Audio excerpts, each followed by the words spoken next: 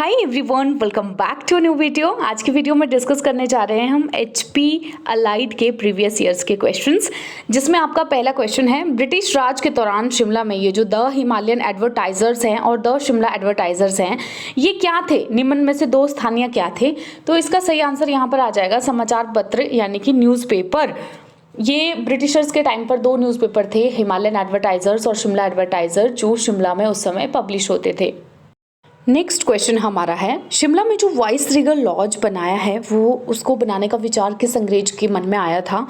तो ये लॉर्ड लिटन के मन में आया था। फैशनेबल लॉर्ड लिटन इनको नाम जाना जाता है, लेकिन ये इनके मन में आइडिया आया था, बना था ये 1884 और 88 के टाइम पे। उस समय जो थे वहाँ के गवर्नर वो लॉर्ड डफरिन थे। इन्होंने आइडिया दिया था कि इस तरह की कोई चीज़ बननी चाहिए। अब इसके जो आर्किटेक्ट थे उनके बारे में भी पूछ लिया जाता है कई बार। तो ब्रिटिश आर्किटेक्ट थे हेनरी इरविन, और किस स्टाइल में ये बनाया गया था? जैकोबथन स्टाइल में ये बनाया गया था। 1880 में स्टार्ट हुआ था, क्योंकि अगर इसका पीरियड देखें आप लिटन का 1876 टू 1880 स्टार्ट हुआ था, 1880 में कंप्लीट किया गया था 1888 में। और उसके बाद इसे अभी इंडिपेंडेंस के बाद अगर हम देखें तो राष्ट्रपति निवास के नाम से हम इसे जानते हैं। अगला क्वेश्चन है, Himachal Pradesh area and language, इस किताब के लेखक कौन हैं? तो ये हैं आपके YS परमार। इनके बारे में एक और क्वेश्चन आता है कि जहाँ पर ये बॉर्न हुए थे उस जगह का नाम क्या है? तो ये छनलाग विलेज है बागथन में, सिरमौर में, वहाँ पर बर्थ हुआ है इनका, और ये राजपूत फैमिली से बिलोंग करते हैं। इनकी जो स्टडीज़ हुई है वो लाहौर में हुई है, क्रिश्चियन कॉलेज में। उसके बाद इनको लखनऊ यूनिवर्सिटी से उन्होंने PhD की थी।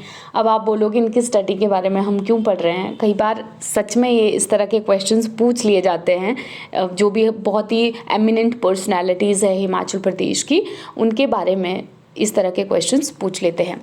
ये हमारे यहाँ के चीफ मिनिस्टर बने थे 1952 से लेकर के 31 अक्टूबर 1956 तक। और आप लोगों ने जब हमने प्रीवियस वीडियो देखी थी HP अलाइड के बारे में, इनका कंट्रीब्यूशन मैंने बताया था वहाँ पर फ्रीडम स्ट्रगल के दौरान। इनकी लिखी हुई कुछ एक बुक्स हैं जो कि आप लोगों को ध्यान में रखनी चाहिए, बिकॉज फ्रिक्वेंटली पूछी जाती है, जैसे HP its shape and state, और Himachal Pradesh case for statehood, Himachal its property shape and status, polyandry in Himalayas. Polyandry in Himalayas किताब के बारे में बहुत बार पूछ लिया जाता है। नेक्स्ट हमारा क्वेश्चन है, हिमाचल प्रदेश का कौन सा ऐसा इंडस्ट्रियल एरिया है जिन्होंने सबसे पहले ग्रीन फ्यूल का उपयोग किया था, यानी हरित ऊर्जा का उपयोग किया था?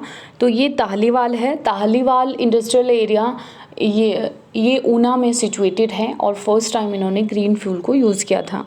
नेक्स्ट आपका है, टोटल एरिया कितना था टी प्रोडक्शन का 16-17 में? अगर आप देखें, बिकॉज ये 18 वाला पेपर है, तो ये था आपका 2310 हेक्टेयर का टी कल्टीवेशन का, जिसमें 17-18 में प्रोडक्शन हुई थी 8.75 लाख। आपसे ये उस समय का नहीं पूछेंगे, अभी ये न्यू वाला पूछेंगे। ये आपका कवर हो जाएगा इकोनॉमिक सर्वे से, बिकॉज उसमें ये सारी चीज़ें दे रखी होती हैं, तो जो आपका भी नया आने वाला है थोड़े दिन के बाद।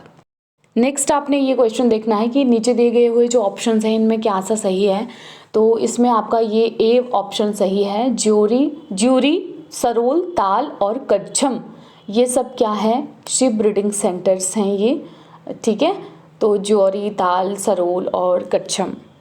नेक्स्ट क्वेश्चन आ गया कि स्पीति ब्रीड जो घोड़ों की है हिमाचल प्रदेश में, हमारी सरकार ने कौन सा ऐसा कदम उठाया है कि उनको प्रिजर्व कर सकें?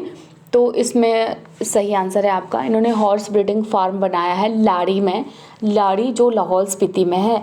लाड़ी में एक और चीज़ भी है फेमस, याक ब्रीडिंग फार्म।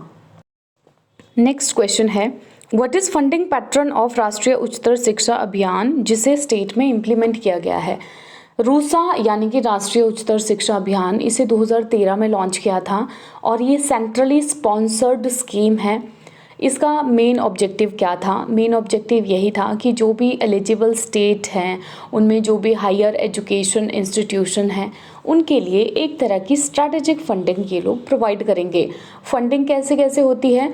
सेंट्रल फंडिंग जो जनरल कैटेगरी के स्टेट्स होते हैं उनमें 60-40 के रेशो में होती है, और जो स्पेशल कैटेगरी के स्टेट्स होते हैं उनमें 90-10 के रेशो में होती है। 90% सेंट्रल गवर्नमेंट पे करती है और 10% हमारी स्टेट गवर्नमेंट पे करती है।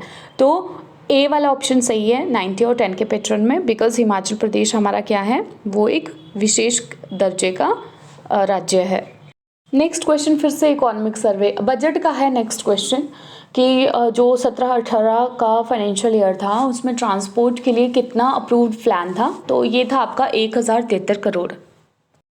नेक्स्ट आ गया हमारा क्वेश्चन, जो फ्रूट क्रॉप्स हैं स्पेशली एप्पल वगैरह हैं उनको हेल स्टॉर्म से, ओलावृष्टि से बचाने के लिए हमारी एक स्टेट गवर्नमेंट ने एक योजना शुरू की थी, एंटी हेलनेट स्कीम। तो उसके अंतर्गत कितनी सब्सिडी प्रोवाइड की जाती है, तो इसके अंतर्गत जो सब्सिडी प्रोवाइड की जाती है वो 80% करवाई जाती है। पहले इसको 50% रखा था, लेकिन अभी वो 80% कर दी है। जब तक का ये क्वेश्चन है तब तक भी 80% ही रखी थी। नेक्स्ट हमारा क्वेश्चन आता है, हिमाचल प्रदेश में जो फॉरेस्ट एरिया है वो कितना है, तो ये है आपका 37,033। जब तक का ये पेपर है उस समय की मैं बात कर रही हूँ, और इसका टारगेट हमने रखा है 30% की 2030 तक हम इसे कवर करेंगे। ये इस तरह के क्वेश्चंस भी इकोनॉमिक सर्वे से ही आपके हल होंगे, और ये 18-19 के इकोनॉमिक सर्वे की हम बात कर रहे हैं। अभी का जो इकोनॉमिक सर्वे आप पढ़ोगे उसमें स्लाइटली वेरिएशन मिलेगी आपको, बिकॉज ये जो एरिया है वो थोड़ा सा इंक्रीज कर गया है। नेक्स्ट क्वेश्चन है, हिमाचल प्रदेश में जो धूम्रपान मुक्तता की औसत प्रतिशत दर है वो क्या है। डायरेक्टली बलूखरा में डार्क उसमें लिखा हुआ है, ये मतलब हाईलाइटेड लाइन में लिखा हुआ है जहाँ पे ये स्मोक वाला चैप्टर है। तो 85.42% है ये। शिमला को 2010 में स्मोक फ्री सिटी डिक्लेयर कर दिया गया था, और फिर इसके बाद हिमाचल प्रदेश को जुलाई 2013 में डिक्लेयर कर दिया गया कि ये स्मोक फ्री है। मतलब पब्लिक प्लेसेस में टोबैको सिगरेट यूज़ को प्रोहिबिट कर दिया, बहुत कम कर दिया एक्चुअली, ठीक है, इस तरह के पैरामीटर सेट करने के लिए। नेक्स्ट क्वेश्चन है हमारा, कौन सा पास है जो बसपा वैली के सिर पर है। तो अगर आप ऑप्शंस देखोगे ना तो जलोड़ी पास जो है वो कुल्लू में है आपका, ये दराटी और बुरुआ पास ये आपके चंबा में है। बचा कौन सा फिर इसमें, चुंग शखाओ पास। मैं एक बात बताऊं, हिमाचल प्रदेश में इतने पासेस हैं ना, आप जितने मर्जी पासेस को पढ़ लो, ऑथेंटिक बुक से भी सारे देख लो, फिर भी 2-4 ऐसे निकल आएंगे जो अलग सा एक पेपर में पूछ लिया होगा। तो एक जो बेसिक डेटा दिया होता है पासेस का वो आपने याद कर लेना है, ठीक है, जिसमें वो मतलब 70-75 पासेस दे रखे हैं बुक में, एक वो याद कर लेना है। फिर जैसे ये 3 ऑप्शन देख के पता चल रहा है कि ये ऑप्शन तो बहुत ही कॉमन से हैं, यही बच गया फिर एक चुंग शखाओ पास। ये बसपा वैली के सर के ऊपर है, और बसपा वैली को एक अलग नाम से भी जाना जाता है, सांगला वैली। और सांगला वैली को कौन सी नदी बनाती है, सांगला वैली को बनाती है बसपा नदी। और ये जो घाटी है ये पास ये फेमस है अपने ग्रीन पास्चर्स के लिए, फ्लावर्स के लिए, फ्रूट्स के लिए। इसके ऊपर की तरफ ये चुंग शखागो पास होता है। नेक्स्ट हमारा आ जाता है यहाँ पर कि कौन सी नदी है जिसे दुख की नदी कहा जाता है हिमाचल प्रदेश में, तो ये स्वान नदी है। स्वान नदी आपकी बहती है ऊना डिस्ट्रिक्ट में, नॉर्थ टू वेस्ट डायरेक्शन में ये बहती है। सौरो बोला जाता है इसे ऊना का मानसून पीरियड में, क्योंकि ये बहुत ज़्यादा नुकसान करती है। जब भी ये रिवर मानसून में मियंडर्स बन जाते हैं इस रिवर में, और जिसकी वजह से बहुत सारे फ्लड्स आते हैं इस रिवर के आसपास जितने भी एरियाज हैं। नेक्स्ट हमारा क्वेश्चन है, कौन सा ऐसा बैंक है जिसे HP state cooperative bank limited के साथ 1955 में मर्ज कर दिया था। तो ये आपका ऑप्शन सी है, joint stock bank, that is bank of Sirmaur. इसे मर्ज कर दिया था। पहला बैंक जो सिरमौर में था वो नाहा नेशनल बैंक था, जिसे 1893 में एस्टेब्लिश किया था, और फिर इसे 1994 में इसका नाम बदल के रख दिया था बैंक ऑफ सिरमौर, जिसे हम जॉइंट स्टॉक बैंक के नाम से भी जानते हैं। और 1955 में बैंक ऑफ सिरमौर को एचपी स्टेट कोऑपरेटिव बैंक के साथ मर्ज कर दिया था। नेक्स्ट आ गया हमारा क्वेश्चन, हिमाचल प्रदेश के सलरोपा में पहला जो बर्ड रिंगिंग स्टेशन बनाया था उसमें मेन जो भूमिका निभाई थी वो किन्होंने निभाई थी, तो ये आपका सही आंसर है ऑप्शन नंबर डी, फ्रैंकिस बुनर और टीएच वॉकर। फ्रैंकिस देखो पहला कहाँ बना था, ये सालरोपा में बना था। फ्रैंकिस फ्रैंकिस बुनर और टी.एच. वॉकर ने काफ़ी अहम भूमिका निभाई थी इसकी। और ये पहली बार ऐसे हुआ था, जो हिमाचल प्रदेश का वाइल्ड लाइफ विंग है उन्होंने वेस्टर्न हिमालयन रीजन में कोई बर्ड रिंगिंग स्टेशन को बनाया था और इनको बहुत अच्छी ट्रेनिंग दी गई थी फ्रैंकिस बुनर और मिस्टर टी.एच. वॉकर के द्वारा। नेक्स्ट हमारा क्वेश्चन आ जाता है, इनमें से कौन सी ऐसी लेक है जो चंबा में सिचुएटेड नहीं है? तो इसका सही आंसर है सोरंग। बाकी की जो ये तीनों लेक हैं वो चंबा में सिचुएटेड हैं। सोरंग लेक हमारी किन्नौर में सिचुएटेड है। इसके ऊपर एक इम्पॉर्टेंट हाइड्रो पावर प्रोजेक्ट भी है जिसका नाम सोरंग हाइड्रो पावर प्रोजेक्ट है और उसकी कैपेसिटी है 100 मेगावाट।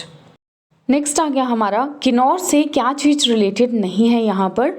ऑप्शन आपको दे रखे हैं माओ, खुन्नू, खम और कुरपा। देखो, जो किन्नौर है ना उसे अलग अलग जगहों पर अलग अलग नाम से जाना जाता है। जैसे तिब्बत के लोग इसे खुन्नू बोलते हैं, लेह के लोग इसे माओन बोलते हैं और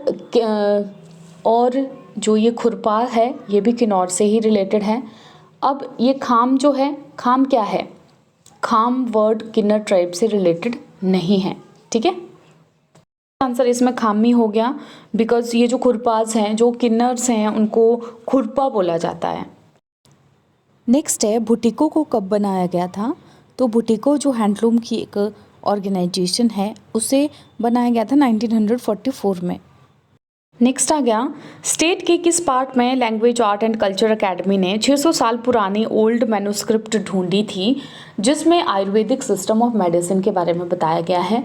तो इसका सही आंसर है हमारा स्पीति वैली। ये कब किया गया था? 2011 में किया गया था। ये Himachal Pradesh language and art and culture academy ने 600 साल पुरानी एक मैन्युस्क्रिप्ट को ढूंढा था। इसे भोटी भाषा में लिखा गया था और ये आयुर्वेदिक सिस्टम ऑफ मेडिसिन के साथ डील करती है। नेक्स्ट हमारा सेंसस से क्वेश्चन है कि 2011 के सेंसस के अकॉर्डिंग हिमाचल प्रदेश में वर्ग किलोमीटर जनसंख्या घनत्व क्या था? तो ये आपका था 123 पर पर्सन। नेक्स्ट हमारा क्वेश्चन आ गया, कौन से ऐसे संस्कृत स्कॉलर थे जिनकी राइटिंग्स में पहला हिस्टोरिकल मेंशन त्रिगर्ता का पाया गया था? त्रिगर्ता यानी कांगड़ा का जो पुराना नाम है। तो ये ऋषि जो पाणिनि थे, इनके एक संस्कृत स्कॉलर थे, इनकी राइटिंग्स में ये पाया गया था, त्रिगर्ता का मेंशन किया गया था। इन्होंने अष्टाध्यायी जो इनकी एक बुक है उसमें बोला था कि त्रिगर्ता एक अयोध्या जीवी संज्ञा है, जहाँ पर अयोध्या जीवी संज्ञा को क्यों ऐसा नाम दिया गया था? अयोध्या जीवी संज्ञा का मतलब होता है जहाँ पर लोग युद्ध के जरिए अपनी जो लिविंग है उसको अर्जित करते हैं। नेक्स्ट अपना क्वेश्चन है, विचित्र नाटक जिससे हमें बैटल ऑफ नादौन के बारे में इंफॉर्मेशन मिलती है वो किसकी ऑटोबायोग्राफी है? तो इसका सही आंसर है गुरु गोविंद सिंह। गुरु गोविंद सिंह जी की ये ऑटोबायोग्राफी है। इसको ब्रीफ ऑटोबायोग्राफी भी के नाम से भी इनकी जाना जाता है और ये दशम ग्रंथ का एक पार्ट है। नेक्स्ट हमारा क्वेश्चन आता है कि राजा केरी सिंह को औरंगजेब ने क्या नाम दिया था? तो राजा केरी सिंह को औरंगजेब ने नाम दिया था छत्रपति राजा। और राजा केरी सिंह को अजान बाहू के नाम से भी हम जानते हैं क्योंकि जब ये खड़े होते हैं ना, सीधे खड़े होते थे तो अपने घुटनों को छू सकते थे। ये एक बार जो मुगल एम्परर थे औरंगजेब, इन्होंने अपने दरबार में इनको बुलाया था, मतलब इनको अकेले को नहीं, बहुत सारे हिल चीफ्स को बुलाया था जिसमें राजा केरी सिंह जी भी थे। वो जब भी जहाँ जा रहे थे ना तो एक छोटा सा क्लाउड उनको हर समय छाया दे रहा था, एक छत्र की तरह, अम्ब्रेला की तरह। तो औरंगजेब ने बोला कि भाई क्या है ये, तो जहाँ जहाँ चल रहा है तेरे ऊपर एक लग रहा है कि बादल का एक छाता सा बन रहा है। तो राजा ने बोला कि देखो हमारा जो देश है यानी कि जहाँ से हम बिलोंग करते हैं वहाँ के देवी देवताओं की ये महान कृपा है क्योंकि वो मुझे प्लेन की गर्मी से बचाना चाहते हैं, क्योंकि मैंने कभी भी ये प्लेन की गर्मी को एक्सपीरियंस नहीं किया है, तो इसलिए वो मेरे ऊपर एक छत्र सा बना रहे हैं बादल का ताकि मुझे गर्मी ना लगे। तो इसलिए छत्रपति का टाइटल उनको दे दिया गया था। नेक्स्ट हमारा क्वेश्चन आ गया, 1804 में बिलासपुर, मंडी, चंबा और कांगड़ा के जो छोटे छोटे राजा थे उन्होंने संसार चंद को हराने के लिए किसको बुलाया था, किसको सामूहिक निमंत्रण दिया था, तो ये इन्होंने दिया था गुरखास को।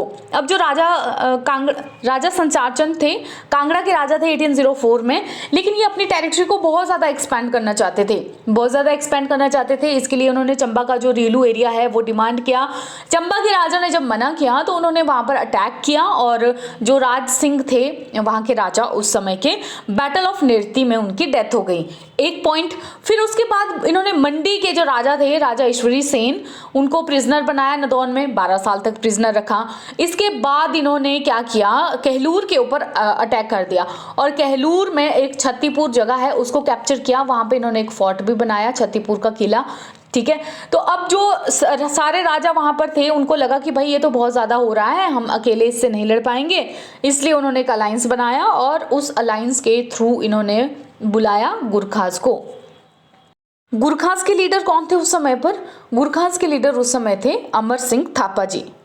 नेक्स्ट हमारा क्वेश्चन है, रंग महल जो कि गोविंद सागर में सबमर्ज हो गया है, उसे किसने बनाया था? तो ये राजा विजयचंद ने बनाया था। विजयचंद थे थोड़े से मॉडर्न राजा थे, 1889 के समय तक ये राजा थे और ये जाने जाते हैं कोर्ट फी और नॉन जुडिशियल स्टैंप्स को पहली बार इंट्रोड्यूस करने के लिए। नेक्स्ट क्वेश्चन है हमारा, अर्लियर इंस्क्रिप्शन जो है, रॉक इंस्क्रिप्शन जो खनियारा और पतिहार में मिली है, ये जगह कहाँ पर है? खनियारा और पतिहार। कई जगह ये भी पूछ लिया जाता है कि earliest rock inscription Brahmi script में कहाँ पर मिली है? खनियारा और पतिहार में। ये आपके डिस्ट्रिक्ट कांगड़ा में है और इन्हें वोगल ने डिस्कवर किया था 1901 में। नेक्स्ट हमारा क्वेश्चन है कि जो हिस्ट्री ऑफ रॉयल फैमिलीज है जलंधर और त्रिगर्ता की, उनके बारे में सबसे पहले डिटेल में किसने बताया था? तो ये कनिंघम ने बताया था। कनिंघम ऐसा पहला यूरोपियन था जिसने जलंधर और त्रिगर्ता की जो रॉयल फैमिली है उनकी हिस्ट्री के बारे में बताया था।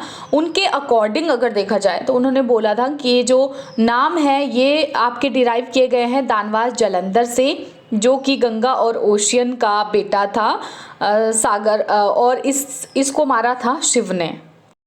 1 जनवरी 1906 को चंबा के किस शासक को नाइटहुड की उपाधि से नवाजा गया? तो ये थे राजा भूरी सिंह। इनको राजा बनाया था सर चार्ल्स रिवाज ने, जो लेफ्टिनेंट गवर्नर थे पंजाब के। ठीक है, और उन्होंने वर्ल्ड वॉर 1 में ब्रिटिशर्स की काफ़ी ज़्यादा हेल्प की थी, जिसके लिए उन्हें नाइटहुड से नवाजा गया था। नेक्स्ट आ गया, नीचे दिए गए हुए ऑप्शंस में से किसे जीरे और केसर की खेती के लिए जाना जाता है? तो ये आपके आगे सांगला वैली। सांगला वैली पता नहीं क्यों HPPSC वालों को बहुत पसंद है, किसी भी पेपर में सांगला वैली से क्वेश्चन डालते हैं, ये कहीं ना कहीं घुसाते हैं, इसके ऊपर वाले एरिया नीचे वाले, बहुत फेवरेट है ये HPPSC वालों की। नेक्स्ट क्वेश्चन है GI टैग से। तो नीचे दिए गए हुए प्रोडक्ट्स में से कौन सा ऐसा है जिन्हें GI टैग मिल गया है 1990? GI टैग में जो रजिस्टर्ड है, GI टैग रजिस्ट्रेशन एक्ट में 1999 में, कौन से ऐसे प्रोडक्ट्स हैं? तो ये किन्नौरी शॉल है और चंबा का रुमाल है। ऑप्शन नंबर A इसका सही आंसर है। GI टैग आप लोगों को पता है, किसी भी पर्टिकुलर जगह की जो यूनिक चीज़ें होती हैं उनको GI टैग मिलता है। हिमाचल प्रदेश में कितने ऐसे टोटल प्रोडक्ट्स हैं जिनको GI टैग मिला है, ये आप मुझे ये मुझे आप नीचे आंसर में बताओगे कमेंट में। ठीक है, नेक्स्ट है, कांगड़ा डिस्ट्रिक्ट में सिल्क फ्लेचर कहाँ पर फंक्शन कर रहा है? तो इसका सही आंसर है आपका बोथ इन नूरपुर। नेक्स्ट आ गया, कांगड़ा की इकोनॉमी सुधारने के लिए एक नीचे दिए गए हुए ऑप्शंस में से कौन सी पोल्ट्री की ब्रीड नहीं है, मुर्गी की नस्लें नहीं हैं?